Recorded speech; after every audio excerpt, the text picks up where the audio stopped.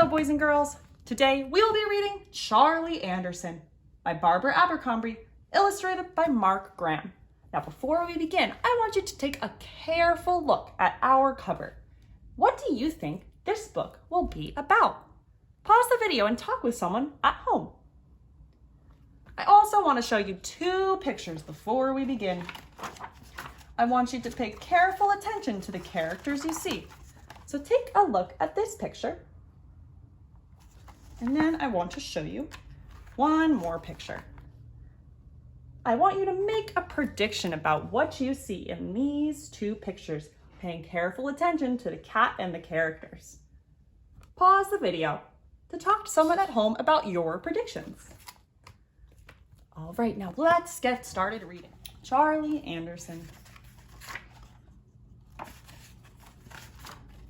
One cold night, a cat walked out of the woods, up the steps, across the deck, and into the house where Elizabeth and Sarah lived. He curled up next to their fireplace to get warm. He watched the 6 o'clock news on TV. He tasted their dinner. He tried out their beds. He decided to stay, and the girls named him Charlie. Every morning, Charlie disappeared into the woods again.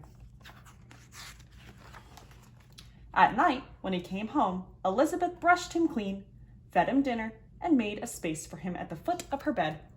He liked Elizabeth's bed the best. Sometimes she would wake up in the middle of the night and hear him purring in the dark. Sarah called him baby and dressed him up in doll's clothes. When it snowed, Elizabeth and Sarah's mother heated Charlie's milk before he left for the woods. He grew fatter and fatter, and every day he purred louder and louder. On weekends, the girls stayed with their father and stepmother in the city. They wanted to bring Charlie with them, but their mother said he'd miss the woods. Charlie's a country cat, she told them. One stormy night, Charlie didn't come home. Elizabeth and Sarah stayed out on the deck and called his name, but no Charlie. Where was he? Why wouldn't he come out of the woods? Was he all right? All night long, Elizabeth listened to the rain beating on the roof and the wind rattling the windows. Was he cold? Was he hurt? Where was Charlie? In the morning, Elizabeth and Sarah looked for him. They asked the lady down the road if she'd seen their cat.